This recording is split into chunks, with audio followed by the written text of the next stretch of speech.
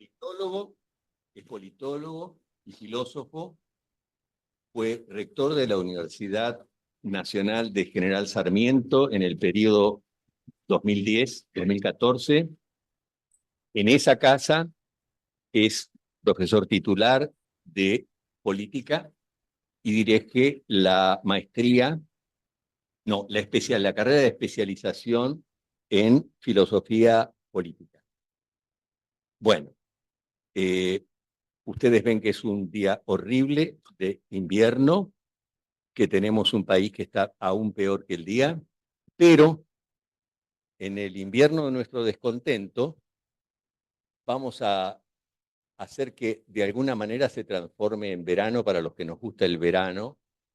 Les hago una apuesta de que algo de eso se va a operar, porque Eduardo, además de todos estos títulos, es una persona extraordinariamente humilde y muy, pero muy agradable. Pero verán ustedes. Bueno, che, muchas gracias por la invitación, es una alegría participar de este ciclo. Buenas tardes a los compañeros, las compañeras que están en sus casas, protegidos de este tiempo loco, que es el tema que hoy nos convoca. Y que es una expresión que usamos a veces para decir exactamente estas cosas que dijo Alberto recién. El tiempo está loco, está destemplado, llueve, está horrible, el país está destemplado, horrible, todo está patas para arriba, todo está al revés. Las noticias que hemos recibido por los diarios, por los noticieros de la televisión, ayer, anteayer, hoy mismo, hace un rato, son tremendas. Y entonces usamos esa expresión, qué tiempo loco. A veces decimos, hoy me acordaba del viejo y querido David Viñas, extraordinario crítico literario, novelista, dramaturgo, quizás más que ninguna cosa crítico literario, ¿no? El mayor de la Argentina de los últimos 70 años, me parece, que decía con ese vozarrón que tenía y medio resoplando, qué locura, qué locura. ¿Y qué decimos cuando decimos qué locura? Decimos qué difícil de entender que nos resulta esto. Decimos qué mal que está todo esto. Qué inmoral, qué deshonrado que está todo. Todo eso lo condensamos en esa palabra, locura. ¿Por qué usaremos la palabra locura para decir todas esas cosas? Toda esa carencia nuestra de categorías con las que pensar el mundo. Decimos el mundo está loco y lo que queremos decir es no tenemos categorías suficientes para pensarlo, para dar cuenta de él. Y no parece una casualidad que el tema de la locura, que el asunto de la locura haya aparecido como un problema fundamental en el pensamiento, en la filosofía, en la literatura, en la dramaturgia de los siglos de lo que solemos llamar el Renacimiento europeo. Esos siglos de fuerte desacomodamiento de las cosas, en que los hombres y las mujeres y los pueblos se quedaron de repente sin categorías, sin conceptos para dar cuenta de lo que pasaba en el mundo. Vienen enseguida a la memoria Erasmo de Rotterdam y su elogio de la locura, Don Quijote, que de tanto leer libros de caballería se volvió loco, mi príncipe favorito, el príncipe Hamlet,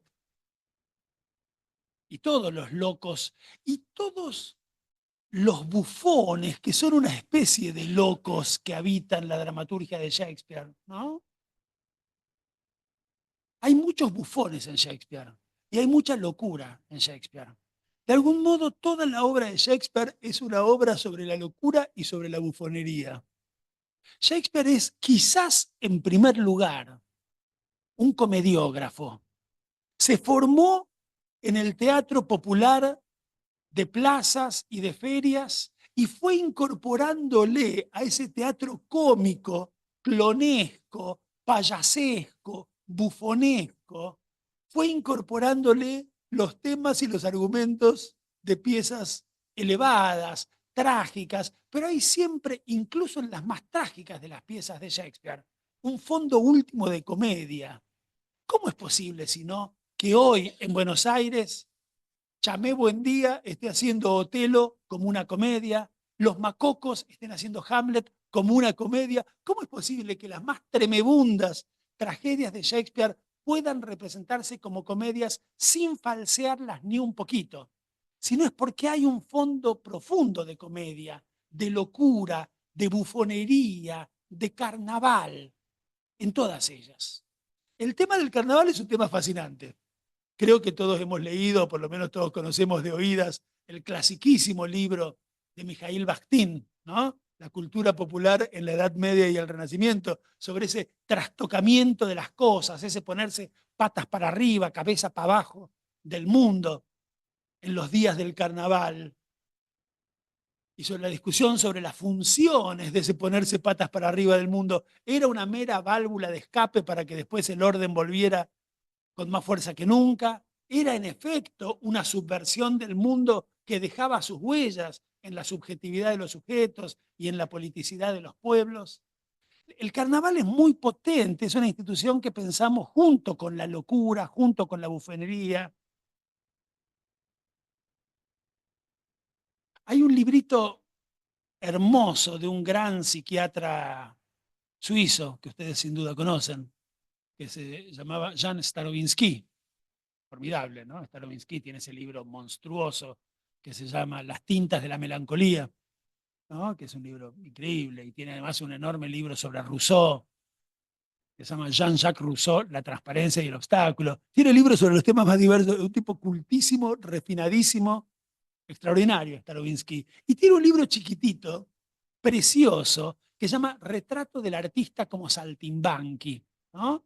Y es un estudio sobre la figura de los saltimbanquis, tan interesantes, esos personajes de las ferias y de los circos, ¿no? Que saltan bancos, que se saltean bancos, que dan vueltas por el aire, violando la ley de la gravedad. A Marx no le gustaban ni un poquito los saltimbanquis. Yo no sé si ustedes se acuerdan de un libro sobre el que voy a volver dentro de un rato, que se llama El 18 Brumario de Luis Bonaparte, que es el relato que hace Carlitos Marx sobre la revolución, fallida revolución de 1848 y el proceso que lleva a la votación del sobrino de Napoleón I como presidente de Francia primero y a su auto investidura como emperador después. En ese libro extraordinario de Marx, en un cierto momento Marx habla del lumpenproletariado de París, de los pobres, de los crotos de París, que no eran el proletariado, que eran los obreros, que eran explotados en la cinta de montaje, a los que les sacaban escrupulosamente plusvalía, que tomaban, por lo tanto, conciencia de clase y que iban a hacer la revolución e iban a liberar a la humanidad. No, los crotos no son proletarios, son lumpenproletarios. Lumpen en alemán quiere decir en andrajos y remiendos. Ven qué interesante, es exactamente lo que Hamlet le dice a su mamá cuando, protestando contra su tío Claudio y comparándolo a su tío Claudio con su papá, Hamlet, Hamlet hijo dice: un rey en harapos y remiendos, un rey payasesco, un lumpen rey, un tipo que parece un rey pero que es una caricatura, que es una farsa. Como la revolución de 1848 a 1851 era una farsa o una caricatura de la gloriosa revolución de 1789. Y ahí, cuando describe a los distintos oficios del lumpenaje de París, Marx, que es extraordinario, dice desollinadores, ropavejeros, mendigos, caldereros, rufianes, mozos de cuerda, escritorzuelos, saltimbanquis. Qué interesante esa idea. Y yo siempre me pregunté cuántos saltimbanquis podía haber en París en 1850 para que Marx lo convirtiera en una categoría sociológica.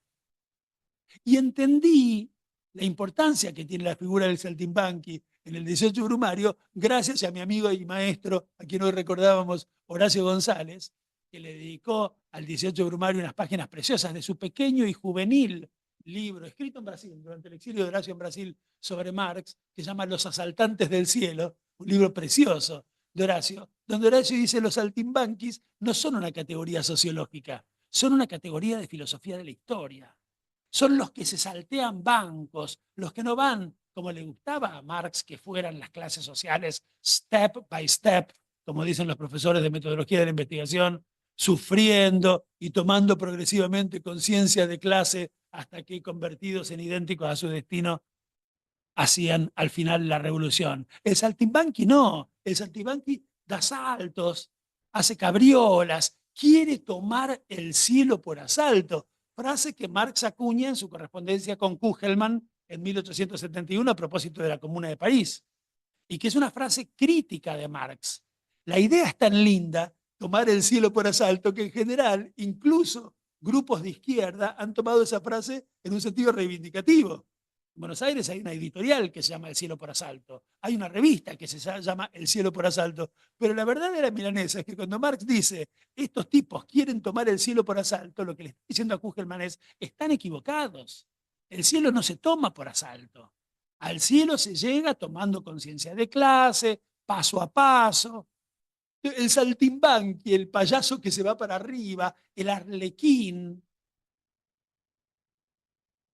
esa figura de feria, de fiesta, de carnaval que lo invierte todo, es una forma de la locura para el muy racionalista Marx, al que la locura no le gustaba ni un poquito, ¿no?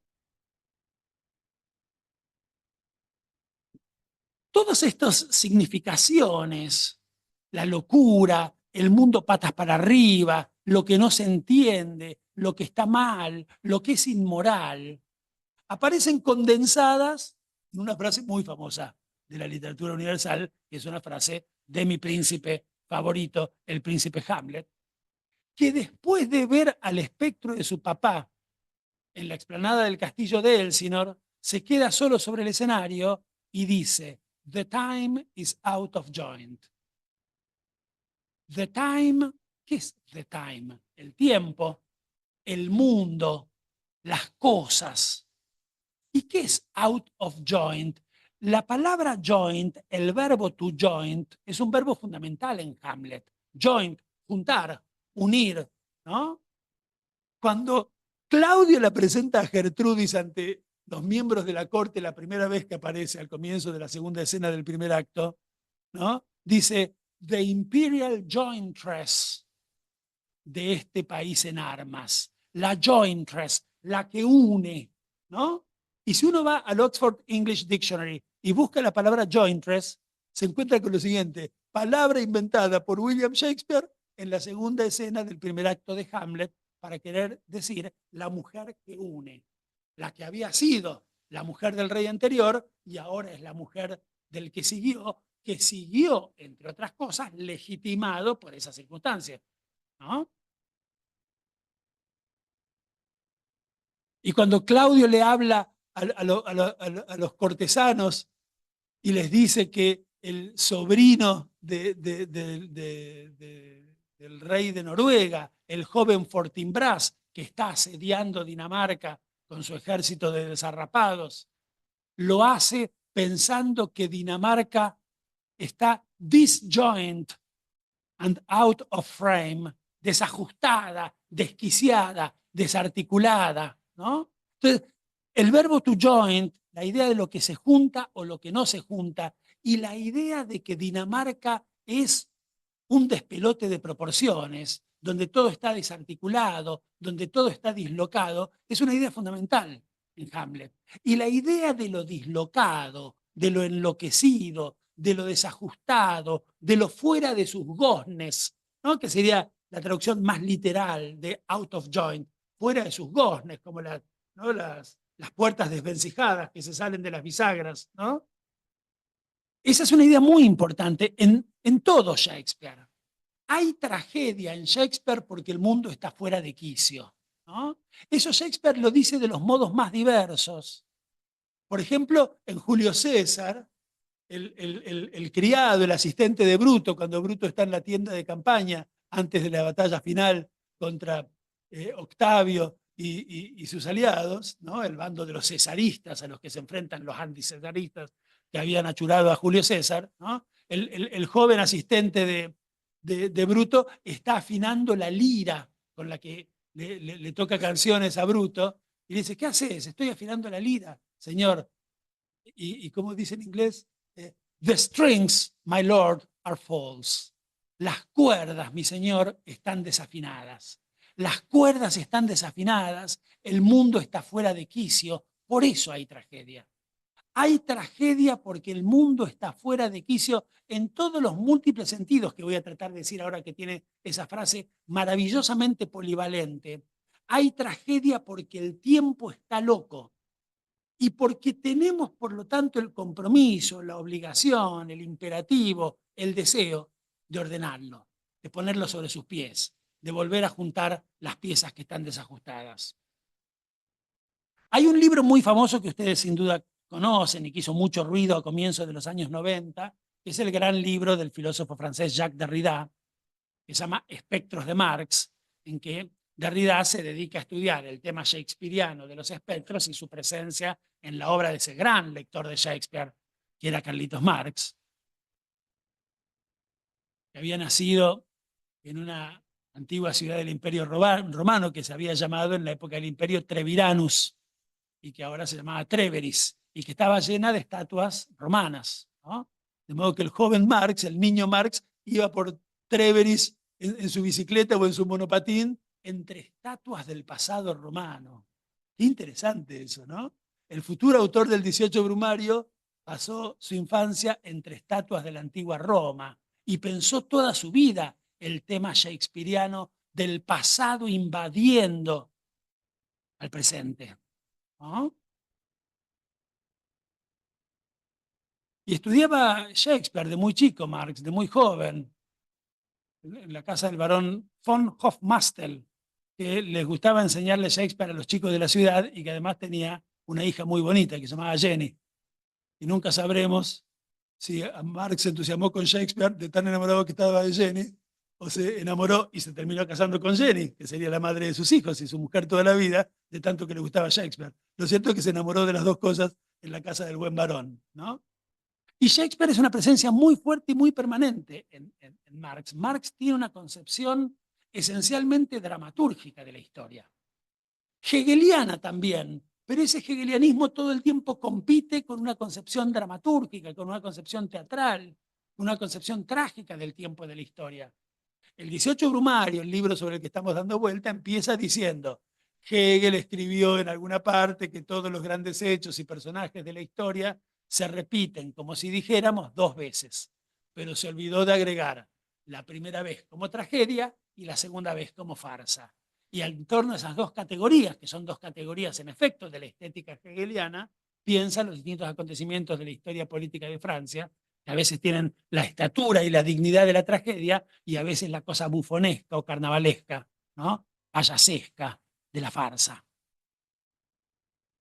Derrida estudia el tema de los espectros en Shakespeare y el modo en que Marx hereda la preocupación por los espectros de Shakespeare. La preocupación por los espectros en Shakespeare está en todas partes. Todas las obras de Shakespeare están llenas de espectros. Pero quizás Hamlet sea en ese sentido la más emblemática.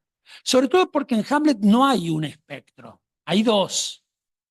Hay un espectro que llega del pasado, que es el espectro del papá de Hamlet, que se le aparece a Hamlet vestido en armadura y con el dedo índice en alto en la explanada del castillo de Elsinore. Y Hamlet le dice: rest, rest, perturbed spirit. Descansá, descansá, espíritu perturbado. ¿Por qué las pesadas mandíbulas marmóreas bajo las que te creíamos para siempre sepultado han vuelto a abrirse para dejarte salir? ¿Por qué no te quedas quieto? ¿Por qué no te quedas muerto? Es muy interesante lo que Hamlet le dice a su papá, que vuelve y al que Hamlet le pide que descanse, que se quede. Rest, rest. Hamlet empieza con su indicación al papá, rest, rest, y termina 5 actos más tarde con la última frase que Hamlet dice, que es the rest is silence. Y en el medio, a lo largo de esos 5 actos, no se habla más que de restos, de cadáveres, de hormigas, de gusanos, de cuánto tarda un cuerpo en corromperse. Hamlet es una pieza sobre los restos, es una pieza sobre lo que resta que como ustedes saben mejor que yo, se resiste a restar. Lo que resta y como se resiste a restar, vuelve todo el tiempo sobre el mundo de los vivos. Y los vivos les decimos, descansen, descansen, quédense ahí, no vuelvan del pasado para invadir, para contaminar el presente. Pero en Hamlet hay además un segundo espectro que es el sobrino del antiguo rey de Noruega, que se llama Fortinbras, que está toda la obra merodeando, rondando. Eso hacen los espectros, rondan, asedian, ¿no? Juega con las palabras de Derrida en francés. Antis en francés es angustia. Ante es asediar, ¿no? Ante es fantasma. Antologie con H, que es un juego de palabras con ontologie, es el saber o la ciencia de los fantasmas para Derrida. Si la ontologie es la ciencia sobre el ser y el no ser de las cosas, la antologie es la ciencia fantasmagórica que puede dar cuenta de la complejidad que tiene la pregunta de Hamlet, ser o no ser, que es mucho más difícil que responder por uno u otro de esos términos, porque si hay algo que nos enseña Hamlet es que hay unos seres que son las dos cosas al mismo tiempo o que no son ninguna, ¿no? Que son y no son al mismo tiempo, que son no siendo, que son como el recuerdo de lo que fueron en el pasado o que son como el anuncio de lo que está por venir. Y claro que Marx entendió muy bien ese doble origen, esa doble temporalidad de los espectros. Si en el 18 Brumario muestra cómo los espectros de la antigua revolución de 1789 dan vuelta todo el tiempo entre los vivos en la revolución de 1848 y cómo los espectros de la antigua República Romana habían invadido las mentes de los revolucionarios de 1789, ¿no? En el manifiesto comunista, como ustedes recuerdan, Marx empieza diciendo, un espectro recorre Europa, el espectro del comunismo, que no viene del pasado como un recuerdo, viene del futuro como una promesa, o como una amenaza, o como una esperanza. El presente siempre es un punto en el que convergen y tironean espectros que vienen del pasado y espectros que vienen del futuro, ¿no? Por eso el presente nunca es exactamente contemporáneo de sí mismo. Por eso the time, en el sentido del tiempo, está siempre y constitutivamente fuera de quicio. Siempre estamos solicitados por el recuerdo, por las memorias de aquellos que ya no están. Siempre estamos solicitados por las demandas de aquellos que todavía no llegaron, ¿no? Pero que ya dirigen sobre este presente que es el nuestro sus exigencias. Bueno, no estoy diciendo nada que no sea perfectamente obvio. En la misma idea de cultura, ¿no?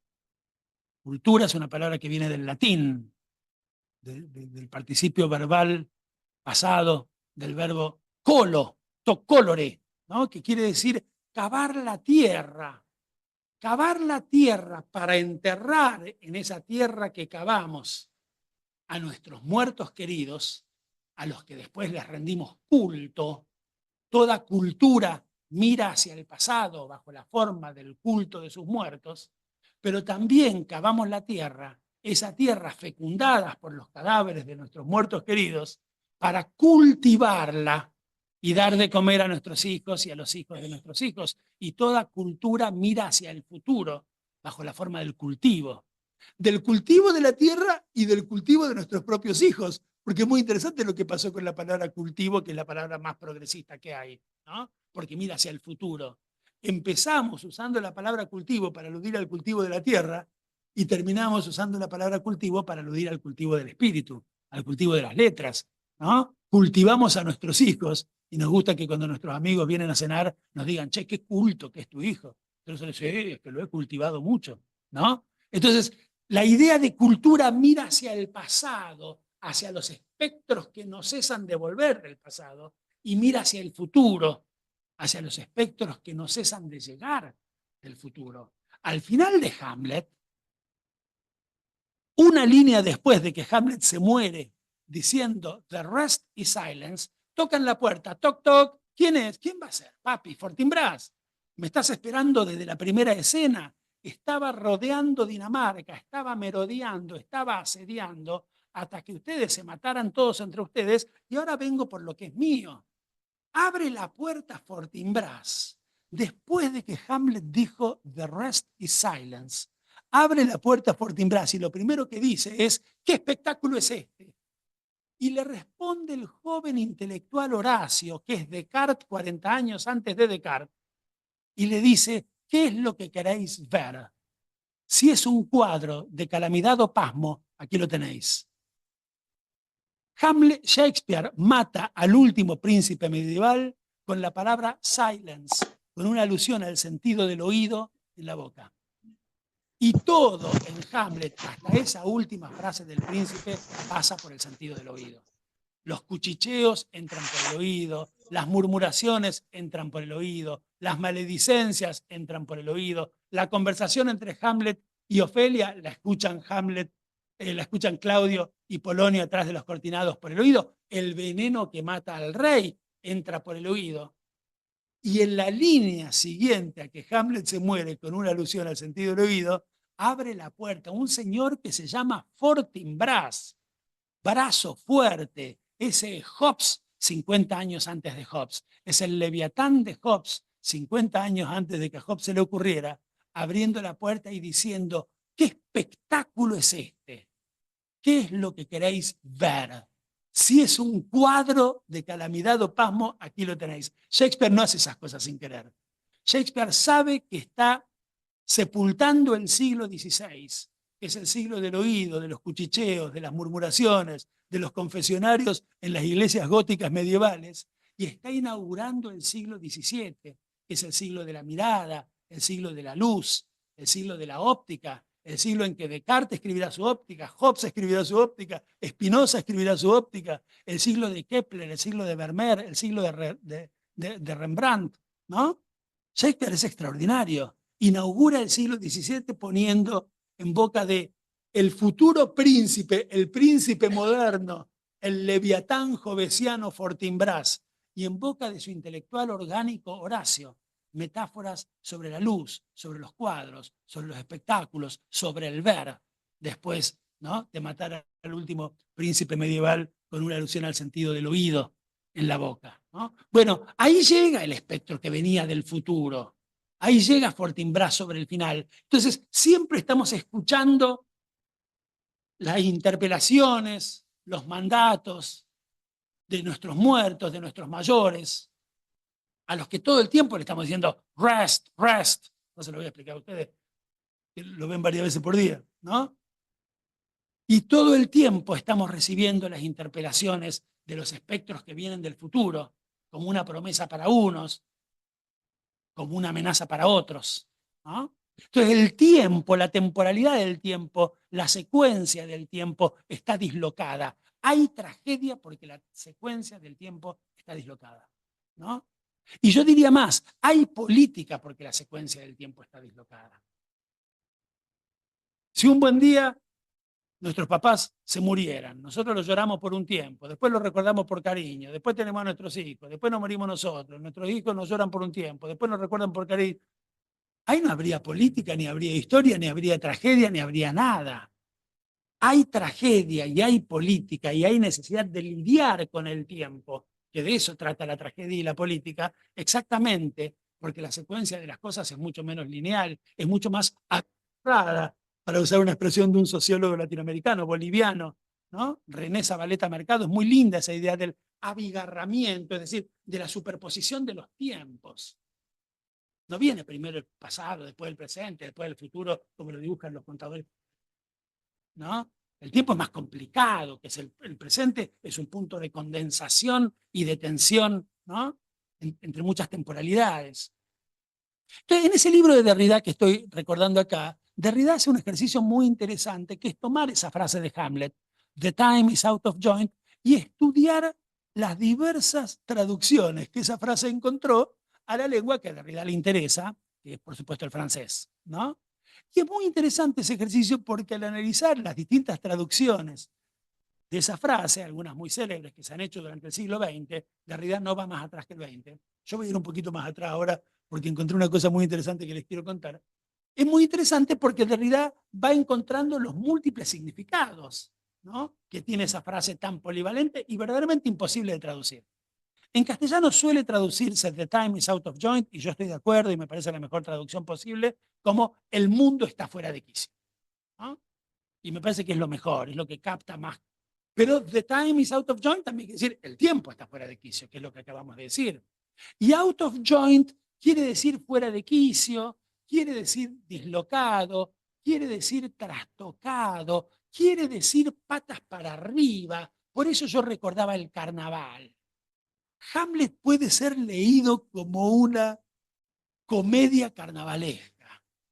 Hagan el ejercicio. No nos sintamos obligados a leer con solemnidad Hamlet. Y un buen modo de no sentirnos obligados a leerlo con solemnidad es leerlo de a varios. Hagamos el ejercicio de leer Hamlet con amigos.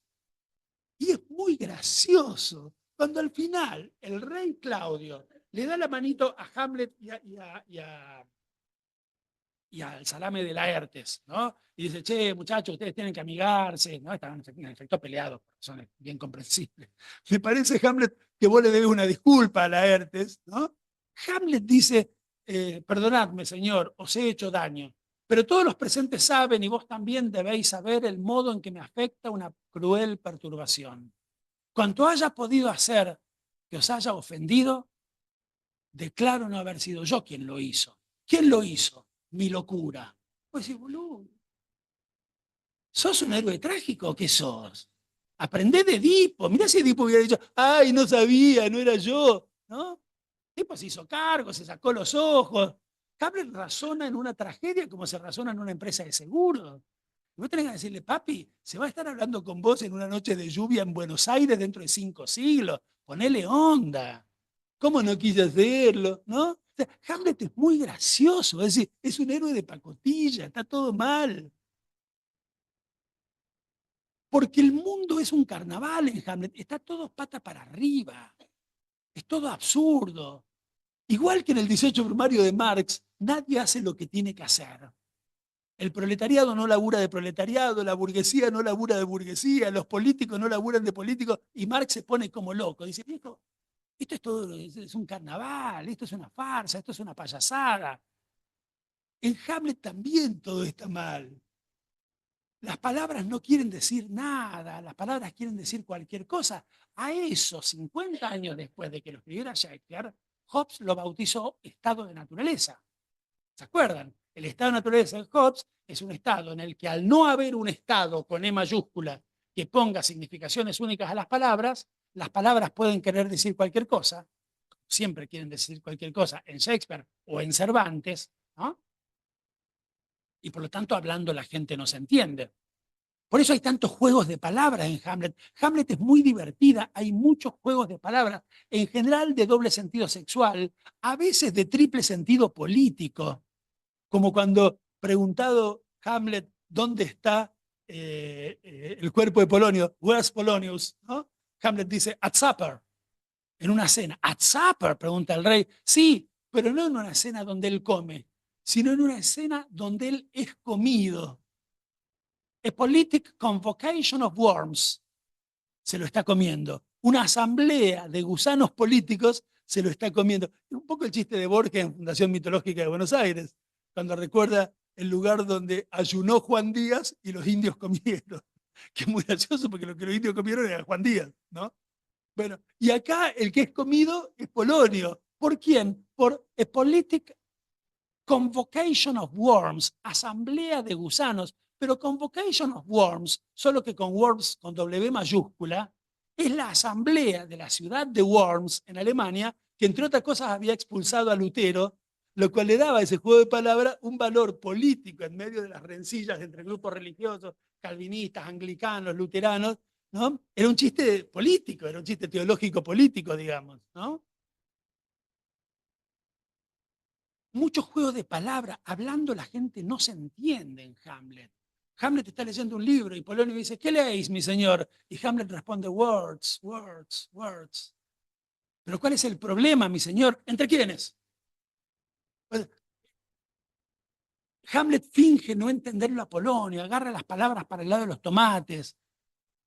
su conversación con Ofelia mientras escuchan atrás de los cortinados papá, papá Polonio y tío Claudio, es una conversación llena de chistes de doble sentido sexual, de doble sentido político.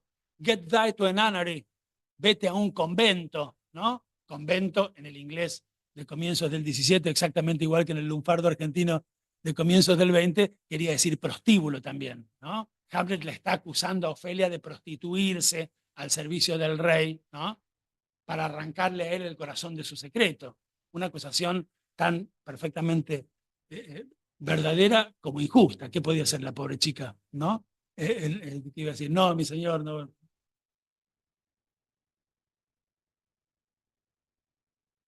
Al final de Hamlet se acaban los juegos de palabras. Cuando llega Fortinbras, dice, ¿qué espectáculo es este? Horacio dice, ¿qué es lo que queréis ver? Yo qué sé qué. Pregunta Fortinbras, ¿quién puede contarme qué fue lo que pasó? Y Horacio dice, yo puedo contaros qué fue lo que pasó. Porque para eso lo sobrevivía Hamlet. A pedido de Hamlet, que cuando yo estaba a punto de tomarme el resto de veneno que quedaba en la copa, me pidió que no lo hiciera para contar su historia, yo quedé vivo como testigo para ser el que cuente qué fue lo que pasó. De modo, señor Fortinbras, que yo le voy a contar la historia. Ahora, si ustedes fueran el único sobreviviente en una escena en la que se murieron todos, recuerden que está el piso del palacio lleno de cadáveres, y viniera un señor que se llama Fortinbras, que por otro lado viene con el ejército, que no para de tocar los tambores atrás de los cortinados durante toda la escena, ¿no le contarían a ese señor que se llama Fortinbras y que viene armado la historia que Fortinbras quiere escuchar? Es decir, la historia que termina con Hamlet dándole a Fortinbras la dying voice, el voto moribundo que hará de él un rey legítimo en el futuro. ¿Qué es Hamlet sino el relato que le cuenta Horacio a Fortinbras? Es decir, el intelectual racionalista moderno que sobrevivió para contar la historia a un señor que fue durante 5 actos un espectro que venía del futuro y que se convierte en las últimas 30 líneas de la pieza en el futuro rey de Dinamarca, ¿no? Y a partir de allí se acaban los juegos de palabras, no hay un solo juego de palabras desde que Fortinbras aparece en la escena. Fortinbras da órdenes, limpien esto, saquen los cadáveres, esto es un quilombo, pasen a Judín por las paredes, que yo he venido a gobernar y esto parece un campo de batalla. Hobbes, 50 años antes de Hobbes, ¿no? Diversas traducciones al francés del siglo XX de la frase "The time is out of joint" toma Derrida. Hay una que es muy carnavalesca y muy interesante. Le monde est à l'envers, ¿no? El mundo está al revés. Está patas para arriba, está cabeza para abajo. Como de hecho lo estaría el mundo político inglés durante todo el siglo que se abre con Hamlet. Hamlet en particular, pero podemos decir la literatura en general, tiene una extraordinaria capacidad anticipatoria de lo que pasaría después en la historia, ¿no? Dije recién, Shakespeare inventa lo que después Hobbes llamaría el estado de naturaleza 40 años antes de que a Hobbes se le ocurriera. Shakespeare inventa la idea de contrato 50 años antes de que se le ocurriera a los contractualistas de mitad del 17. ¿O qué si no el abrazo final entre papá Montesco y papá Capuleto, ¿no? Y dicen, che, no nos peleemos más, por tanto pelear no se murieron los pibes, ¿no? Y deciden dejar las armas para poder vivir en paz. ¿No es eso el contrato social del que nos habló Hobbes y Locke y todos los grandes contractualistas de ese siglo que se abría, ¿no?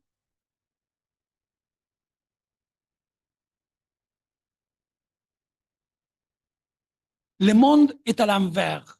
Hay un extraordinario historiador inglés de las ideas que se llama Christopher Hill, Cristóbal Colina, que escribió un libro muy lindo que se llama The World Turned Upside Down, ¿no? El mundo vuelto un carnaval, el mundo patas para arriba. Pero esa es una historia del siglo XVII. Hamlet lo está viendo en 1601, ¿no? Yo ese libro lo leí en su momento en portugués, lo leí en San Pablo, en una hermosa traducción paulista que se titulaba Un mundo de ponta cabeza, ¿no? De ponta cabeza es una expresión del portugués paulista para decir patas para arriba, cabeza para abajo, ¿no? la traducción de un señor llamado de Roquigny, que es uno de los traductores más conocidos, emblemáticos, correctísimos de Shakespeare al inglés, dice le temps est hors de seconde, ¿no? Es decir, fuera de sus gondes, fuera de sus goznes. Desarticulado, dislocado.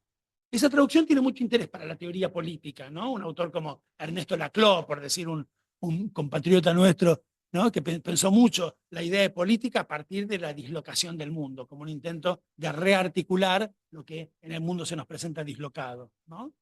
Pero la traducción que más le gusta a Derrida es la de André Gide. En esta me voy a detener un momentito porque les voy a contar una historia. André Gide dice Derrida, como traducción de The Time is Out of Joint, cette époque est déshonorée. Y Derrida se pone de pie y aplaude. Dice, muy bien André Gide, muy bien André Gide, porque André Gide pesca el sentido moral del out of joint inglés. Esta época no es ni el tiempo ni el mundo, sino esta época, en el sentido en que en castellano decimos estos tiempos, ¿no? ¿Qué tiempos locos estos? Esta época que nos tocó vivir está deshonrada, dice Gide, ¿no? Y está muy bien esa traducción porque si tenemos presente Hamlet, supongo que todos lo tenemos presente, Hamlet es indudablemente un moralista insoportable que cree que el mundo está deshonrado, que está todo corrompido, que no le perdona a la mamá haber corrido tan rápido al tálamo incestuoso, ¿no? Habiendo pasado tan poco tiempo de que se muriera su papá, ¿no? Ya no hay valores, dice Hamlet en su primer monólogo tan famoso, el monólogo del melancólico, el monólogo de duelo y melancolía, ¿no? O si esta carne tan sólida pudiera disolverse en el vacío, o si el Eterno no hubiera establecido su ley contra el suicidio. Nos avisa de entrada, la primera vez que se queda solo sobre el escenario, Hamlet nos dice que se quiere suicidar. ¡Oh Dios! ¡Qué pesadas, viciosas, mortecinas me parecen todas las cosas de este mundo! ¿No? No soporta el mundo, no soporta la pesadez del mundo. Hamlet quiere diluirse en el rocío, quiere irse al diablo, quiere suicidarse. Y allí empieza a decir, fragilidad, tu nombre es mujer, ¿no? Bueno. Entonces hay la idea de que el mundo está deshonrado. Todo el tiempo hay la idea de una corrupción moral del mundo en Hamlet. Todo el tiempo. En el diálogo con el sepulturero, que le toma el pelo, le hace unos retruécanos, unos juegos de palabras, y Hamlet comenta con Horacio, un noble, igual que él, ya no hay valores, viejo. Hasta los sepultureros se ríen de nosotros que somos señores, ¿no? Y cuando aparece el ridículo de Osric, otro payaso, otro bufón muy interesante, Horacio y Hamlet se burlan entre ellos de las formas muy refinadas y sobreactuadas, ¿no? Y todos los chistes. El mundo está deshonrado, el mundo se ha vuelto inmoral para Hamlet, ¿no? Está buena esa traducción de Gide. Ahora, por esas cosas de la vida, resulta que yo tengo en mi biblioteca la traducción de Gide al francés de Hamlet de Inglaterra. Bueno, porque la heredé de una tía culta que yo tenía y cuando se murió me dejó sus libros. Bueno, uno era la traducción al francés de Hamlet por André Gide. Y entonces me puse a leerla, entusiasmado por Derrida. Y este aquí que cuando llego a la frase en cuestión, Gide dice, no, cette époque est déshonorée, sino mucho más prosaica y banalmente, cette époque est désordonnée, desordenada. Bueno, para esa época veníamos conversando mucho con una compañera, una querida amiga, sobre Hamlet, sobre Derrida, sobre el francés, sobre el inglés, yo qué sé qué, y la llamo inmediatamente por teléfono y digo, che, no dice Derrida, no dice Gide lo que Derrida dice, que dice, no puede ser, ¿cómo no va a decir eso? No se puede haber equivocado Derrida. Bueno, iniciamos una pequeña investigación que nos divirtió muchísimo hacer, que nos llevó como 2 años y de la que salió después un textito que no sirve para nada, la cosa más absurda, ¿no? E inútil que se haya escrito jamás, porque nos pusimos a averiguar qué había pasado, y les hago corta la historia, no les cuento todos los detalles de una investigación interesantísima, que nos permitió descubrir que Gide venía traduciendo a Hamlet desde muy chico, que lo tradujo como 4 o 5 veces, que cada vez nueva que la tradujo a distintas edades de su vida, muchas veces dejando interrumpida la traducción y diciendo, no, esta pieza no se puede traducir, ¿no? cada vez tradujo la frase "The time is out of joint" de un modo diferente, y que la última traducción suya antes de su muerte es en efecto la que yo heredé de mi tía. Cette époque est désordonnée. ¿Y de dónde salió lo que dice Derrida? Cette époque est déshonorée. De la traducción que hace Gallimard 8 años después de muerto Gide, pero aparentemente no indicada por Gide. Como Gide, además de un megalómano importantísimo y de un neurótico grave, que no hacía una sola cosa sin ponerla en su correspondencia, sin ponerla en sus diarios, sin mandársela a sus amigos, lo que sé qué, nos pusimos a leer la correspondencia, no, nos volvimos medio locos, nos pusimos a leer la correspondencia de Gide, el diario de Gide, a ver si en algún momento, entre su última traducción y su muerte, el tipo había dicho, che, no, lo pensé mejor y más lindo que desordoné, es deshonoré. No está en ningún lugar dicho por Gide. Yo tengo la hipótesis, les voy a anticipar el resultado final de mi pequeña investigación, de que el que inventó el deshonoré no es Gide, sino un gran amigo de Gide, con el que Gide trabajó hasta el día de su muerte en la revisión de Hamlet, y que era además el director y el actor que hacía de Hamlet sobre el escenario en la versión de Gide. Yo estoy seguro que este actor de apellido Barrault no le gustaba Desordonnais, y tenía toda la razón porque es re fiero de Desordonnais, y que un día, muerto ya Gide, arriba del escenario, habrá pensado, ¿me animo o no me animo? ¿Me animo o no me animo? Y yo creo que arriba del escenario un día debe haber mandado Deshonoré, y que después, tomándose una cervecita en algún bistrocito parisino, al final de la función, alguien le ha dicho, che, está bien eso de Deshonoré, es más lindo que lo de la semana pasada, que era Desordonnais, que no quiere decir nada, y Barrault, para mí, que después levantó el teléfono y le dijo a Gallimard, che, Gallimard, cuando reedites poné Deshonoré, total, Andrés está muerto, ¿no? Y es más lindo Deshonoré que Desordonnais. Bueno, es interesante esa historia del arte. Pero lo cierto es que enloquecimos tanto con las traducciones al francés de Hamlet, que nos fuimos a mitad del siglo XIX, donde hay una famosísima traducción de Hamlet al francés, que la hizo el hijo de un escritor muy famoso. La hizo François Victor Hugo, el hijo del gran Victor Hugo, expulsado por Napoleón Bonaparte III, ¿no? Por el Segundo Imperio, pues de la derrota de la revolución de la que hablábamos y de la instauración del Segundo Imperio, Napoleón III empieza a echar republicanos de Francia a los pavotes. Algunos de ellos vienen acá, ¿no? Por ejemplo, el bueno de Amadeo Jacques, que se convierte en rector del Colegio Nacional de Buenos Aires, ¿no? Bueno, Víctor Hugo se queda más cerca, no viene hasta acá. Se queda con su familia en una isla frente a Francia. Así llama el patriota francés Víctor Hugo a Inglaterra, ¿no? Una isla frente a Francia, donde alquilan una melancólica casona donde pasan todo el exilio. Una mañana o una tarde destemplada de invierno, hay un diálogo entre el padre y el hijo, entre Víctor Hugo y François Víctor Hugo, y el diálogo es el siguiente. Pregunta el hijo, ¿qué piensas tú sobre este exilio, papá? Responde el gran Víctor Hugo, que será largo. Pregunta el hijo, ¿y a qué vas a dedicarlo? Responde el padre, abatido, derrotado, expulsado de su país, mirando el mar, contemplaré el océano.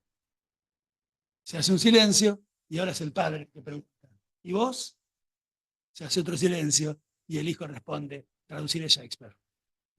Y Víctor Hugo escribe, hay autores así, oceánicos, ¿no? Traducir Shakespeare es como lanzarse al océano de las infinitas posibilidades del lenguaje, y en efecto, François Víctor Hugo traduce durante el exilio de su familia en Inglaterra muchas piezas de Shakespeare, y a mí nadie me saca la idea de que papá Víctor Hugo lo hubiera ayudado bastante, ¿no?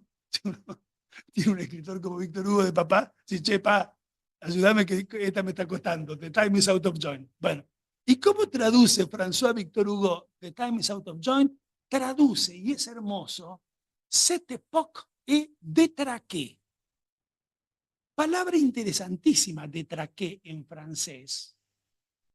Porque no hay, quiere decir descompuesta, ¿no? Esta época está descompuesta. Pero no hay muchas cosas que se détraquent en francés. Se détraque el tiempo, cuando está loco, como hoy, descompuesto, tormentoso. Se détraque la cabeza de los locos. Pues esa es una gran traducción para el out of joint, ¿no? Détraqué. y C de track, los relojes.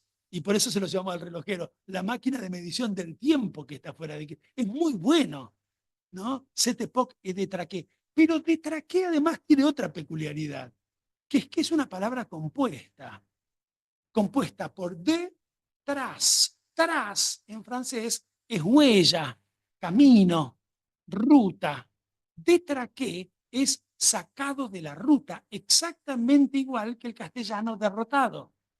Derrota tiene una etimología rara que viene del latín pasada por el francés y quiere decir sacado de la ruta, sacado a empellones del camino. Como de lirium. Lirium, ¿Sí? pero decía tarado.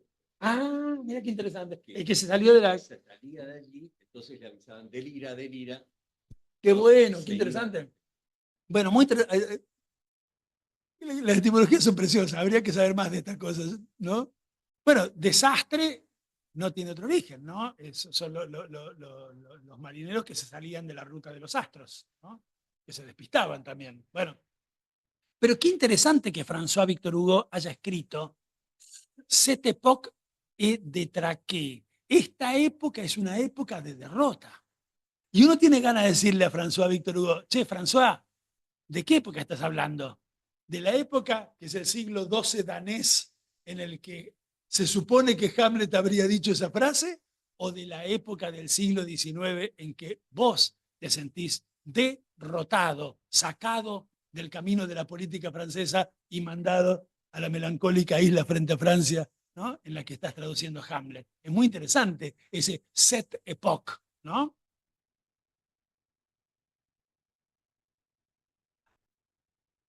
Enrique Cadícamo escribió un tango precioso que no se propone traducir Hamlet, pero que lo traduce casi mejor que nadie. Al mundo le falta un tornillo. Es hermoso eso. Y díganme si no es una traducción perfecta de The time is out of joint. Al mundo le falta un tornillo. El mundo funciona mal, el mundo funciona inmoralmente, el mundo está loco de remate. Todo eso quiere decir, al mundo le falta un tornillo. Es una hermosa frase esa que no se propone, supongo, traducir Hamlet, ¿no? Pero vean qué interesante. Hamlet dice, the time is out of joint, y después agrega, oh, suerte maldita, que haya debido nacer yo para ponerlo en orden, que es una frase genial de un adolescente insoportable, que vos tenés ganas de decirle, no, papi, ¿quién te dijo que tuviste que nacer vos para poner en orden este quilombo? ¿El mundo? Claro, lo demás, todo lo tengo que hacer uno, todo lo tiene que hacer uno, parece decir el insoportable adolescente Hamlet, ¿no? The time is out of joint, que haya debido nacer yo para arreglar este despelote, mientras que Cadícamo, más viejo, más sabio, más cansado, dice que venga un mecánico a ver si lo puede arreglar, ¿no? Yo tengo que seguir escribiendo tango, tengo que seguir chupando wiki, mira si me pone a arreglar el mundo, ¿no? Bueno, esas dos ideas me parecen muy potentes. El mundo está fuera de quicio. Oh, suerte maldita, que haya debido nacer yo que tengo que hacerlo todo para ordenarlo, o al mundo le falta un tornillo, que venga un mecánico y que lo arregle.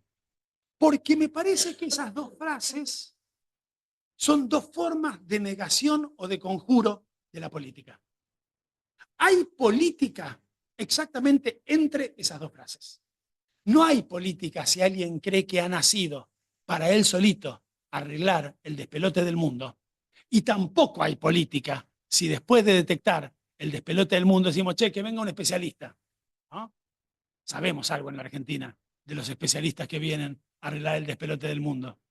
Entonces, hay política cuando entre la megalomanía del adolescente insoportable y la fiaca del tanguero viejo, ¿no?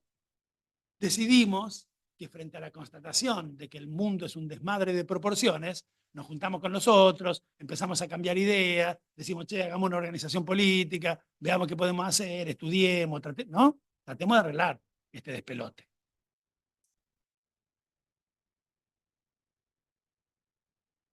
Bueno, ustedes están a punto de pedir que le devuelvan su dinero. Dice, pero yo venía para escuchar sobre el presente. Bueno, esto ha sido sobre el presente, pero no sobre nuestro presente. Ha sido sobre la idea de presente. Sobre el presente que está siempre tironeado entre el pasado y el futuro. Sobre el presente al que no podemos hipostasiar o fetichizar, porque siempre es un punto de conflicto y de tensiones. Pues bien, vamos a decir, antes de darles a ustedes la palabra, algunas cositas sobre nuestro presente, porque es un presente tremendo, es un presente muy terrible, es un presente muy agobiante, es un presente muy fuera de quicio, es un presente muy inmoral. Y es un presente que se nos presenta con una contundencia que a veces nos hace pensar que es inamovible y que nada podemos hacer frente a su omnipotencia. Una buena parte de lo que en el campo de las ciencias sociales, que es, yo digo que hago, lo que de verdad hago es leer Hamlet, pero cuando tengo que justificar mi salario y eso digo que hago ciencias sociales. En el campo de las ciencias sociales, buena parte de lo que se viene produciendo en la Argentina desde hace 8, 9 o 10 meses son investigaciones, varios libros ya, algunos de ellos buenos, que tratan de responder a la siguiente pregunta: ¿cómo fue que pasó esto? Algunos libros incluso se titulan exactamente así: ¿por qué ganó Milei? ¿Cómo fue que una sociedad votó a este personaje? Ya varios libros han aparecido, algunos son muy famosos, están en las librerías del centro.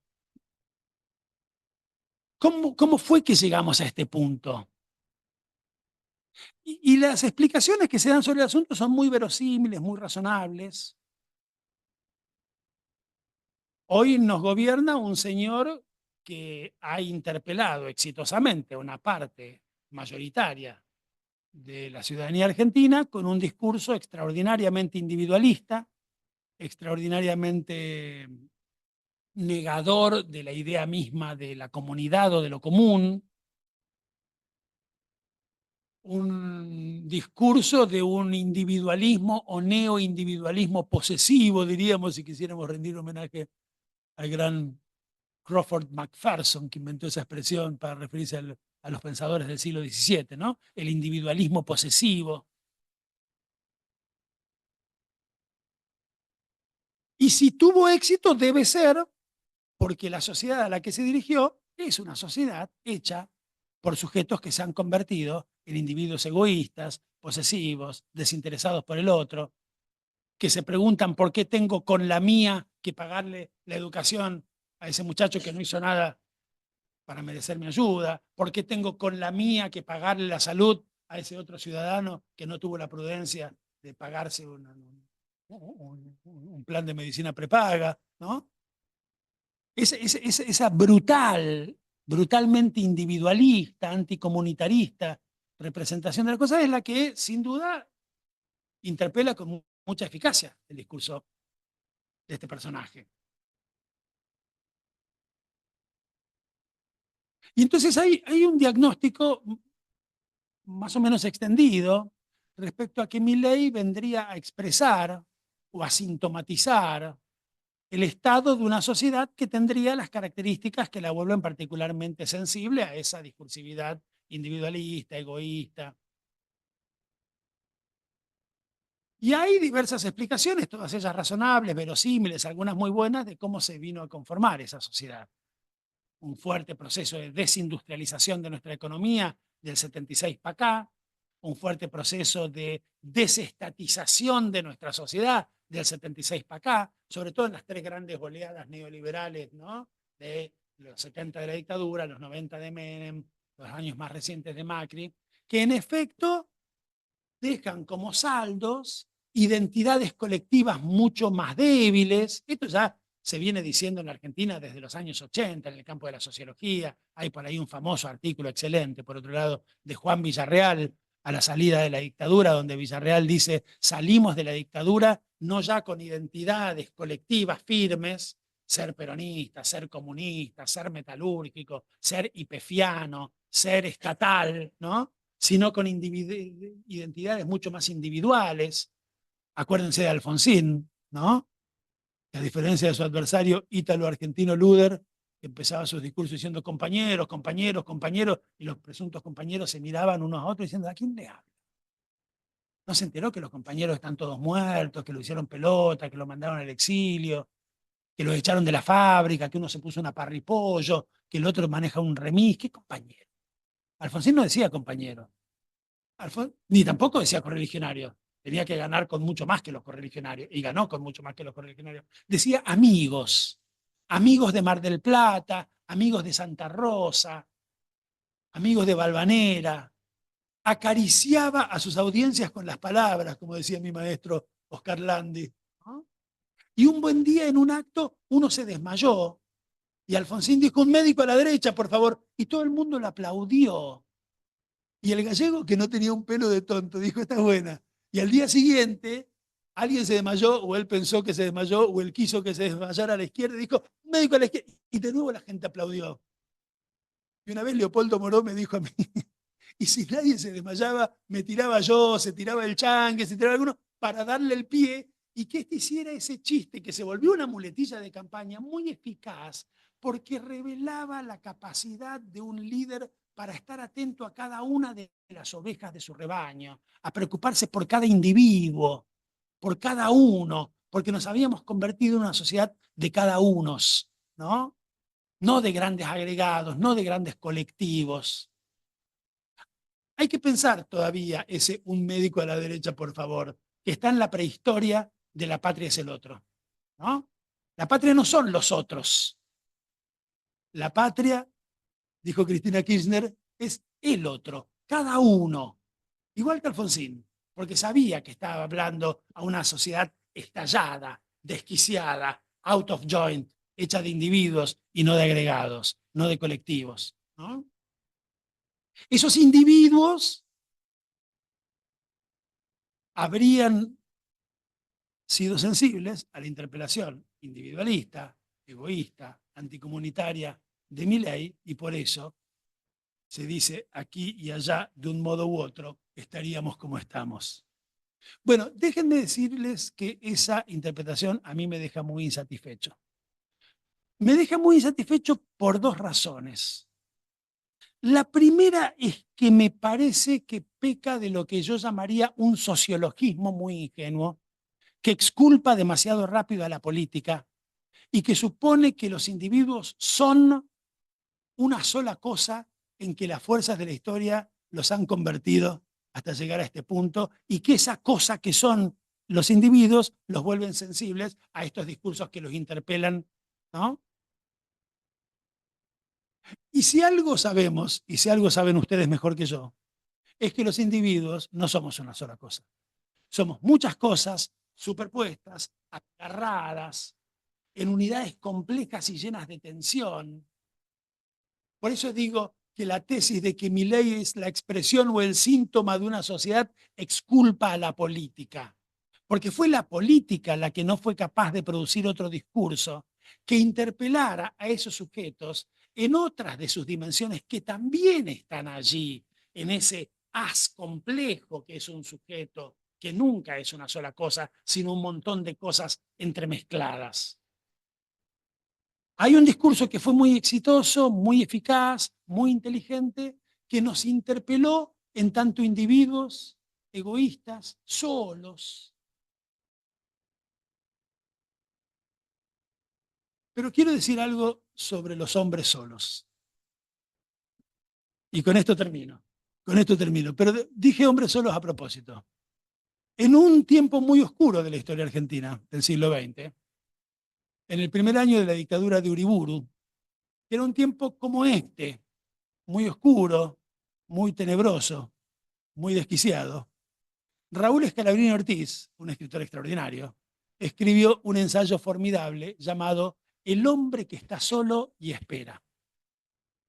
Lean, si no lo han leído, ese ensayo extraordinario, que es una sociología ensayística, no científica, digamos así, de la ciudad de Buenos Aires, de esos individuos que en efecto se habían vuelto individuos solos, aislados, separados de los otros, después de la derrota de la experiencia del irigoyenismo, después de la represión política, que estaban solos, que disimulaban y se disimulaban apenas su propia soledad reuniéndose en los bares, en los cafetines de Buenos Aires, donde se sentaban varios a una misma mesa, pero no hablaban entre sí.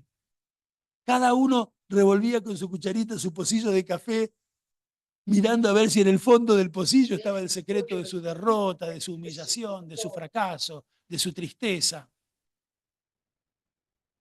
¿Quiénes eran esos hombres que en 1931 estaban solos? Depende de la edad que tuvieran, pero es muy posible que algunos de ellos en su juventud hubieran participado de las barricadas de la Revolución de 1890. Es muy posible que sin necesidad de ser tan viejos, varios de ellos hubieran tirado alguna piedra o algún tiro en la Revolución de 1905. Es casi seguro que todos ellos habían participado de la gran épica electoral de 1916. Ahora estaban derrotados, pero eran también, aunque ellos no lo supieran, aunque ellos estuvieran demasiado abatidos para percatarse, eran también la memoria de esas viejas luchas. Eran también esas épocas pasadas que seguían presentes de algún modo en sus subjetividades confundidas y entristecidas. Y estaban, dice Scalabrini, y es precioso, a la espera. ¿Espera de qué, Scalabrini? ¿Qué sé yo? La verdadera espera no sabe su objeto. La verdadera espera es la espera de Godot, es la espera que espera. La verdadera espera es la que no es espera de una cierta cosa, sino la que apenas nos indica que el presente no está clausurado, sino abierto también hacia el futuro. Y 14 años después de que Scalabrini escribiera ese ensayo precioso, Scalabrini escribió otra pieza preciosa. Esa la conocemos todos, es una hermosura. Es la más linda crónica que se haya escrito sobre el 17 de octubre del 45. El sol caía a plomo sobre la Plaza de Mayo y empiezan a caer las columnas de laburantes, de obreros, de oficinistas, de hilanderas, de matarifes, de metalúrgicos. Eran, dice Scalabrini, el subsuelo de la patria sublevado. Es muy linda esa metáfora y muchas veces comentada. Por cierto, el papá de Scalabrini era arqueólogo, ¿no? La metáfora del subsuelo de la patria es muy interesante porque el papá de Scalabrini se dedicaba a excavar el subsuelo de la patria, ¿no? Y hasta descubrió un dinosaurio en la Patagonia que lleva su nombre, el Scalabrinorum, ¿no? Es un dinosaurio que descubrió el papá de Scalabrini. Búsquenlo, no le estoy macareando. Scalabrinorum no sé cuánto. Bueno, de modo que sabía del subsuelo de la patria, Scalabrini. Y cuando dice es el subsuelo de la patria sublevado, ¿qué quiere decir Scalabrini? No quiere decir solamente eran los pobres de toda pobreza, eran los últimos orejones del tarro. Quiere decir, eran la memoria, aunque no lo habían sabido en los años de tristeza precedente, eran la memoria del 90, la memoria del 5, la memoria del 16. Habían estado abatidos, habían estado revolviendo cada uno su pocillo de café, habían estado, quién sabe, siendo pasibles de las interpelaciones más odiosas de los tipos más horribles, pero no estaban en vano a la espera, porque el presente nunca se cierra sobre sí mismo del modo asfixiante en que a veces se nos presenta. Y si el presente no está destinado a perpetuarse, y si es posible la espera y es posible la esperanza.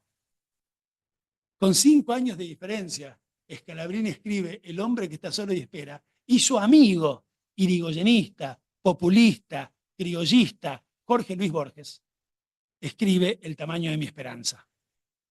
Bendita seas, esperanza, ventanita del futuro, palote de Dios, una hermosura del joven Borges, ¿no? Que después cambiaría mucho su orientación política, pero siempre mantendría ese hermoso estilo. Bueno, espera, esperanza, son indicaciones, ¿no?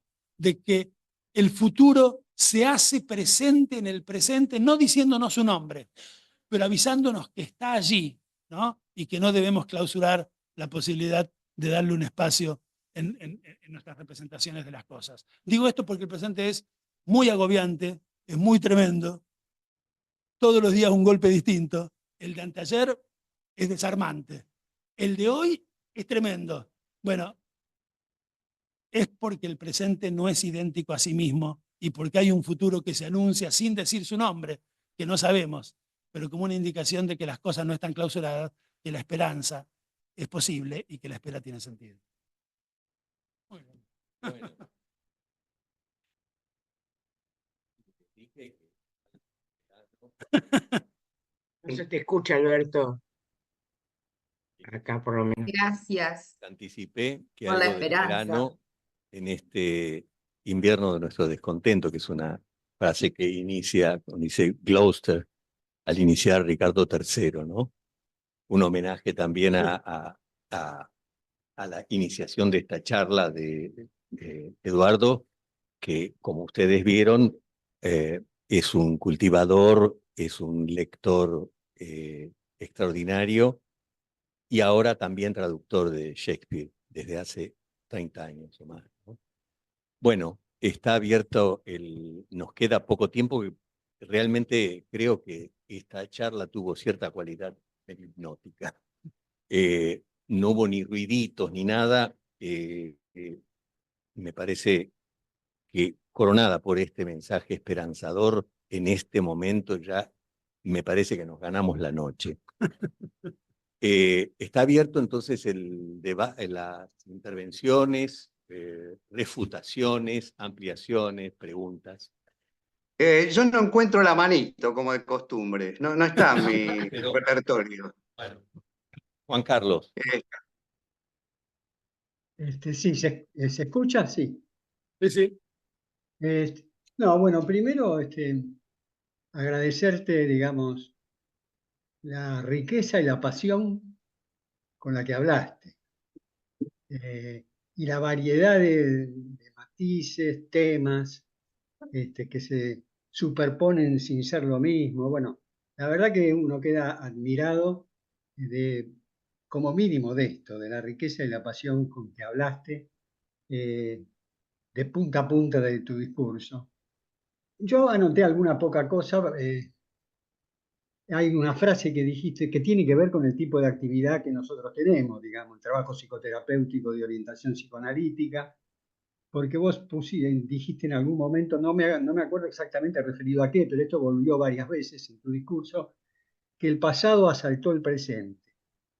Y constantemente uno ve en el consultorio, digamos, en el despliegue de lo que hablan los pacientes que nos toca atender, que el síntoma es eso, en cierta forma, que el pasado no terminó de tener carácter de pasado y asaltó el presente, bajo una manera sintomática que perturba la vida de esas personas, la limita, los angustia, y con lo que hay que trabajar para ver si se puede generar algún efecto transformador, digamos, de esa situación. Bueno, por ahora eso. Después veo si se me ocurre alguna otra cosa. Muchas gracias. Podemos escuchar, ya hablé mucho, escuchamos 2 o 3 y en todo caso digo alguna cosita rápida al final. Por la posición me parece que es Mariana la que quiere hacer una pregunta. Sí, sí, soy yo. Bueno, primero, Eduardo, decirte que así como puede ser divertido leer a Hamlet, que no me ocurrió nunca que me divierta leyéndolo, supongo que la próxima vez me divertiré. Fue muy divertido escucharte también. Es muy, muy agradable ir siguiendo no solamente, digamos, la profundidad de los conocimientos que tenés, sino la manera en la que vas hilándolo. Y ayuda mucho a tratar de ir pensando uno qué es lo que va haciendo sentido y hacia dónde, uno se va imaginando hacia dónde quieres ir, pero no llegas nunca, ¿no? Entonces uno hace como un entrenamiento de su propio pensamiento mientras te escucha. Y en muchos momentos cuando te escuchaba pensaba que estabas a punto de decir algo que no decías finalmente. Entonces me encontraba con mi propio pensamiento en relación a esto. Y en algún momento pensaba que lo que ibas a decir es que la responsabilidad de esto que está pasando ahora, de esa gran pregunta, ¿no? De por qué ganó Milei, de esta locura que estamos viviendo todos, de este tiempo loco, no la tiene ni la desindustrialización, etcétera, etcétera, ¿no? Ni esos aspectos históricos ni sociológicos que se están alegando, eh, sino la política, dijiste. Pero yo también pensaba que ibas a decir otra cosa, que era que en ese haz de líneas que constituyen a un individuo, hay una línea que lo constituye, que también es profundamente individualista, egoísta, narcisista, que tiende a su propio aislamiento, que rompe el espíritu comunitario y el espíritu de pertenencia, y que está disponible para todas las épocas históricas de las que hablamos, para 1600, para 1500, para 1100, para el 2000.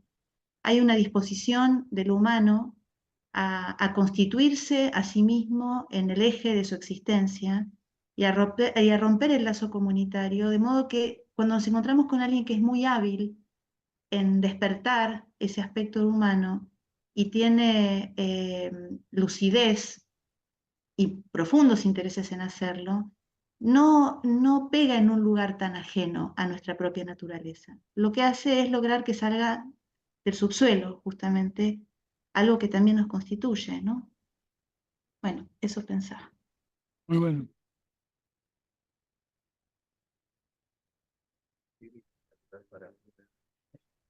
Perdón. Bueno, yo no sé cómo hacer Alfredo. para que no encuentro la manito. He puesto otra manito ahí, pero Es una no, maldición esa manito. no tiene ninguna repercusión. Y ya me pasó en otras presentaciones, esto de no encontrar la manito. Así que bueno, como no hay nadie con la manito, me atrevo a hacer mi pregunta. Me pareció muy interesante tu exposición, muy enriquecedora, también divertida. Ahora, en este mensaje esperanzador que das al final, digamos, que me parece muy potente, me parece que hay como la suposición de un sujeto colectivo unificado, ¿no? Como que el hombre que está solo y espera es un sujeto social que aparece como unificado, y el subsuelo de la patria sublevado también aparece como un sujeto unificado. Y a mí me parece que en realidad puede tratarse de dos sujetos distintos, ¿no? A nivel colectivo. En la rememoración de algunos compañeros mucho mayores que yo, aparece el relato de ese momento, del 17 de octubre, donde aparece el subsuelo de la patria sublevada, y que algunos de estas personas, que en realidad correspondían más al hombre que está solo y espera, se la pasaban en los bares sorprendidos por esto que pasaba, que no lo entendían. Incluso muchos de ellos de izquierda empezaron a denominar a este fenómeno como un lumpen proletariado. Y en ese sentido, con una mirada despectiva, porque no era el sujeto social que ellos valoraban, sino que era un lumpen proletario que era como un desmadre, como un resto despreciable de la sociedad, digamos, ¿no? Entonces, ahí aparecía una división importante entre el hombre que está solo y espera y el subsuelo de la patria sublevada, ¿no? Esta versión que vos das ahora, o esta esperanza de que algo pueda resurgir a nivel colectivo, también me parece que tiene esta idea de un sujeto social unificado, ¿no? Y a mí me parece que no es así, ¿no? Que en este momento hay sujetos sociales muy diferentes y en algún punto muy enfrentados, ¿no? Te quería preguntar qué pensás sobre esto, ¿no? Bueno, muchas gracias por las tres preguntas. Trato de ser brevísimo porque debo serlo, ¿no? Estoy tentado de no serlo, pero vamos a tratar de no tomar muchos minutos más. En primer lugar, lo de Juan Carlos.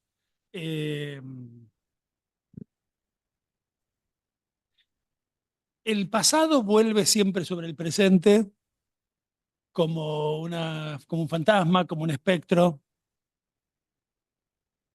pero el modo en que lo hace no diría yo que tiene una valencia única ni que solamente lo haga de un modo asfixiante o perturbador o,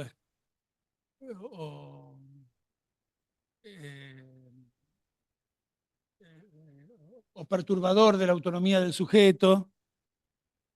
Déjame volver solo un minuto a mi fuente favorita sobre este asunto, que es el 18 Brumario. En el 18 Brumario, Marx escribe clásicamente, y es hermoso esto que escribe Marx, medio siglo antes que Freud. Dice Marx: los espectros de las generaciones pasadas oprimen como una pesadilla el cerebro de los vivos. Ahí aparece el pasado, en efecto, como un peso asfixiante, ¿no?, que no le deja a los vivos protagonizar su propia historia, hacer su propia aventura, porque están ahí las fuerzas del pasado asfixiándolo. Pero agrega Marx, pero cuando los vivos se deciden a actuar del modo más radical y a cambiar el mundo, a revolucionar las cosas, a hacer la acción más drástica para poner, digamos así, al mundo sobre sus pies, para hacer justicia sobre el mundo, son ellos, los vivos, los que, sabiéndose impotentes para semejante faena, convocan en su auxilio a los fantasmas del pasado, les piden prestados sus nombres, sus gritos de guerra, para con ese disfraz venerable y esas frases prestadas representar su propio papel en la gran comedia universal. Es hermosa esa idea de Marx, porque ahí Marx nos está sugiriendo algo que supongo que la experiencia analítica puede explicar mucho mejor que lo muy torpemente que lo puedo decir yo, que es que a veces el pasado vuelve sobre nosotros para asfixiarnos, para pesarnos, para inmovilizarnos,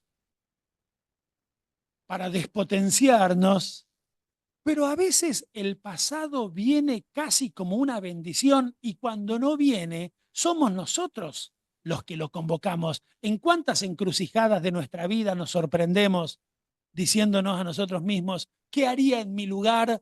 Puntos suspensivos, y sobre los puntos suspensivos podemos poner a mi papá, a mi abuelito, al general Perón, al doctor Arturo Humberto Ilia, al que ustedes quieran, ¿no? Quiero decir, y si nosotros charláramos media hora más y decidiéramos que así la cosa no va y que tenemos que formar una organización política para poner esto en orden de una buena vez, 15 minutos después estaríamos discutiendo si esa organización la llamamos Ernesto Che Guevara, Evita Capitana, es decir, estaríamos yendo al pasado de nuestros muertos queridos, ¿no?, para buscar allí influencias, nombres, frases, disfraces para las nuevas luchas.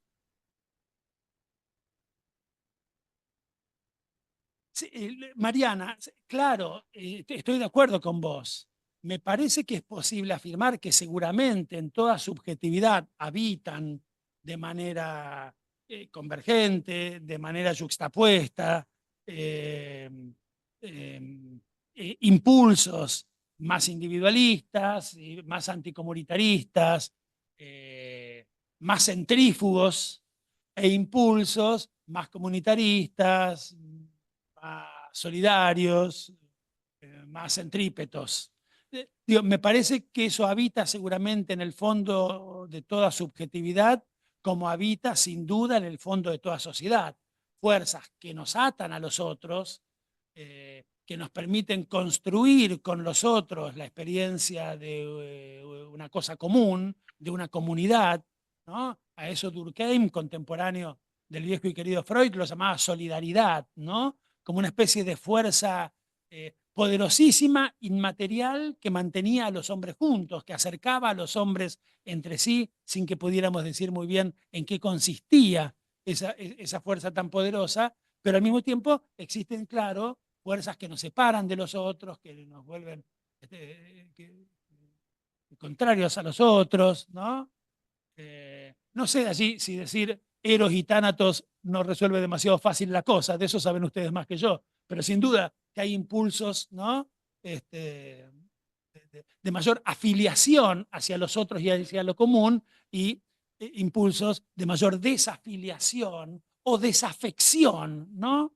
Me interesa, pero es tarde y nos llevaría un rato, pero me interesa esa sutil diferencia que hay entre la idea de afiliación y la idea de afección, y la idea de desafiliación y la idea de desafección, es decir, de un escaso involucramiento subjetivo con las instituciones o con los grupos o con las sociedades a las que, sin embargo, pertenecemos, ¿no? Déjenme decir solo una cosa para tratar de explicarme qué es lo que estoy tratando de pensar, pero me parece que hay allí mucho más para pensar. Una de las cosas más impresionantes que pasó en la semana o 10 días previos a la segunda vuelta de las elecciones es que casi no hubo organización importante de la sociedad civil argentina que no sacara declaraciones solicitadas y expresiones muy explícitas de que con Milei no, ¿no? La Asociación del Fútbol Argentino sacó una solicitada de una página diciendo con Milei no. Las universidades del sistema de universidades públicas argentinas sacaron una declaración de su máximo organismo, que es el Consejo Interuniversitario Internacional, diciendo con Milei no. Los asmáticos argentinos sacaron, porque el tipo había insultado a los asmáticos porque tosían en no sé qué cosa que hizo por la televisión, y la Asociación de Asmáticos Argentinos dijeron con Milei no. Entonces hacíamos cuenta y decíamos, los universitarios, más los futboleros, más los asmáticos, ya está, ganamos 8-2. Y resulta que perdimos 6-4. Quiero decir que más allá de que la sociedad argentina sigue siendo una sociedad fuertemente organizada, hay muchas organizaciones en la, ¿no? Sos asmático, tenés tu organización. Sos futbolero, tenés tu organización. Sos universitario, tenés tu organización. Sos creyente, tenés tu iglesia, a cuyo jefe este tipo había insultado una semana antes de las elecciones. Sumábamos futboleros, asmáticos, universitarios, católicos, y ya está, ganamos por goleada. Y perdimos 6-4. Quiero decir que más allá de los lazos que nos afilian en el sentido sociológico de Robert Castell y toda esa muchachada que hablaba de afiliación y desafiliación, ¿no? Podemos estar afiliados con ficha de afiliación y todo, tener nuestra libreta universitaria al día, tener el carnet de la Asociación de Fútbol Argentino al día, y sin embargo, las declaraciones que sacan los dirigentes de esas organizaciones en las que estamos, ¿no? No determinan en lo más absoluto nuestro comportamiento electoral. Allí hay algo para pensar, ¿no? Digo esto, simplemente lo digo muy rápido porque me preocupa, me interesa la cuestión de la afiliación y la desafiliación, que es algo que se pensó mucho en la sociología europea, sobre todo francesa, me interesa, pero me interesa menos su dimensión más organizacional y más su dimensión más subjetiva, ¿no? Por eso elijo hablar de afección y desafección. Claro que está allí esa tensión y por eso, exactamente por eso, es que se trata de la política, frente a los discursos que muy verosímilmente interpelan de nosotros ese lado más egoísta, ese lado más individualista, ese lado menos comunitarista. Tenemos que ser capaces de construir los discursos, y agrego, las prácticas, ¿no? Que interpelen de nosotros a esos otros lados que también están, ¿no? No sé si decir menos tanáticos y más eróticos, o menos individualistas y más comunitaristas, o menos egoístas y más solidarios, ¿no? Que no hemos sabido interpelar por pura torpeza política, me parece a mí. Y finalmente, Alfredo, interesantísimo, y para seguir charlando todo lo que quieras, yo creo, pero te diría mi opinión en relación con lo de Scalabrini. Yo creo que el hombre que está solo y espera en Scalabrini, esos individuos que están solos en los cafés de Buenos Aires, sin hablarse entre sí y respirando aliviados cuando suena un tango, porque eso les da la excusa para no hablar, ¿no? Porque están todos escuchando tango. Lo único que los une es el tango que escuchan en común, pero cada uno está metido en sus propios pensamientos y revolviendo su propio pocillo de café. Esa imagen es hermosa, pero no es la imagen de un sujeto colectivo. Es la imagen de una sumatoria de sujetos individuales. Lo que está en la crónica del 17 de octubre, que es una maravilla, esa crónica es para analizarla verdaderamente con mucho cuidado, porque es, además de literariamente muy bella, teóricamente muy potente, son todos esos individuos que salen de esos bares al espacio público de la ciudad, se convierten en una multitud, se convierten en un pueblo que en su diversidad es, sin embargo, dice Scalabrini, uno, porque todos están unidos en el canto común de un solo nombre, que Scalabrini es tan elegante que, por supuesto, no tiene que mencionar, ¿no? Eso es Ernesto Laclau, 4 décadas antes de Ernesto Laclau, un significante juntando a un montón de tipos que antes andaban sueltos y que por imperio de ese significante, del canto en común de ese único nombre, se vuelven un sujeto colectivo. Yo no sé cuál es la forma en la que cabe esperar, porque vuelvo a decir, la espera de verdad es una espera que no sabe su objeto, y sería necio decir, ya vendrá el futuro Perón, ¿no? Y se llamará Axel, no sé, no tengo la menor idea. No sé si será bajo esa forma o será bajo otra forma, ¿no? Un liderazgo, un programa político, no sé. Pero en todo caso, cabe esperar, me parece, que puedan aparecer, pero depende de nosotros, depende de la política, no va a ser el Espíritu Santo, ¿no? Que aparezcan en la historia de nuevo fuerzas que puedan sacarnos de nuestro individualismo apesadumbrado y triste, ¿no? Y ponernos de nuevo en el territorio de lo público, en el territorio de la multitud. Scalabrini dice una cosa hermosa, refiriéndose a esa actitud que vos señalabas, del que mira pasar la multitud, ¿no? Y dice, afuera de la multitud somos nada, átomos que se llevan las briznas del tiempo. Pero cuando nos metemos en la multitud, somos más potentes, somos más fuertes. Una especie de espinosismo silvestre, porque dudo que Scalabrini, que era un gran lector, pero dudo que haya leído a Spinoza, pero es una idea muy interesante. El hombre en la multitud es más, es mejor, es moral y políticamente más potente que el hombre aislado, ¿no? Bueno, ¿cuál será la forma de esa multitud que tenemos que imaginarnos no tan incapaces como para no volver a construir la Argentina? Eso no lo sabemos, pero me parece que exactamente porque no lo sabemos, esa esperanza sin nombre es interesante y necesaria. ¿Puedo agregar una pequeña cosa? A mí me parece que el subsuelo de la patria no sale de los bares, sale de las fábricas del Gran Buenos Aires, ¿no? Y me parece que ahí hay una diferencia importante. Sí, pero los que estaban en los bares eran los laburantes de la fábrica después de la jornada de trabajo, no eran otros. Sí, salen de las fábricas y Scalabrini los describe en sus ropas de trabajo, como dice, y eso es hermoso, ¿no?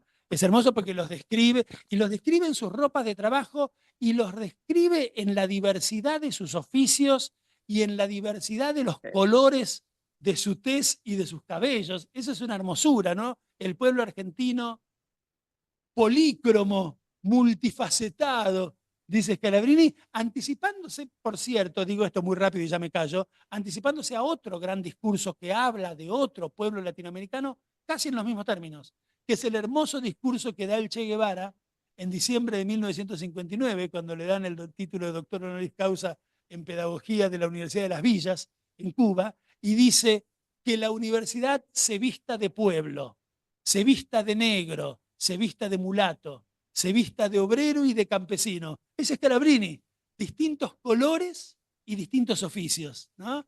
Y dice después que la universidad abra sus puertas al pueblo, o mejor, que se quede sin puertas en absoluto para que el pueblo entre en ella y la pinte con los colores que le dé la gana. La idea de los colores, de la diversidad de los colores, ¿no?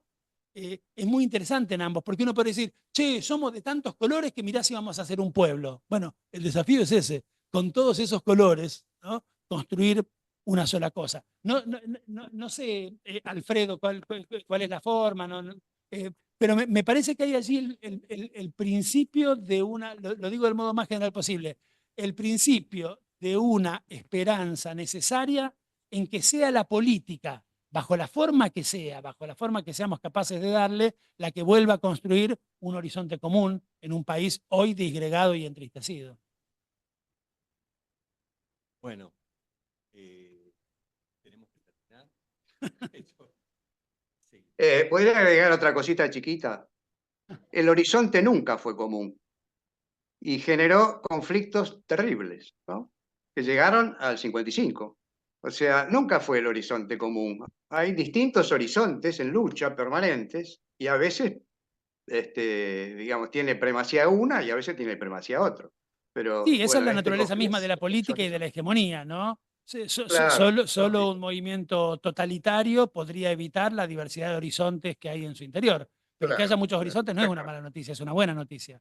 Tenemos con muchos es lógico, horizontes que construir una forma de la esperanza colectiva. claro. Buenísimo.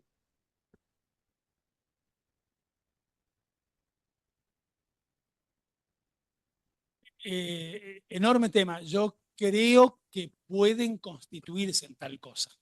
Pueden constituirse en tal cosa. No, no, no, no, no, no. No, no, no, yo creo que yo digo todo esto, pero digo también con gran preocupación que estamos frente a una... No se escucha lo que preguntaron en el... No, preguntó aquí el compañero si esta multitud que nos ganó 6-4 en las últimas elecciones no puede también ser un sujeto colectivo.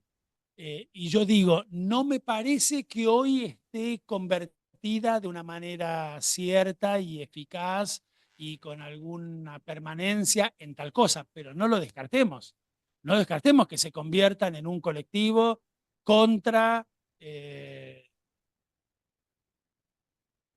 las múltiples formas de chivos expiatorios que aparecen ya en la escena y que pueden convertirse en figuras muy tremendas de unificación de aquello otro. Por supuesto, la multitud no tiene por qué estar del lado bueno de la historia.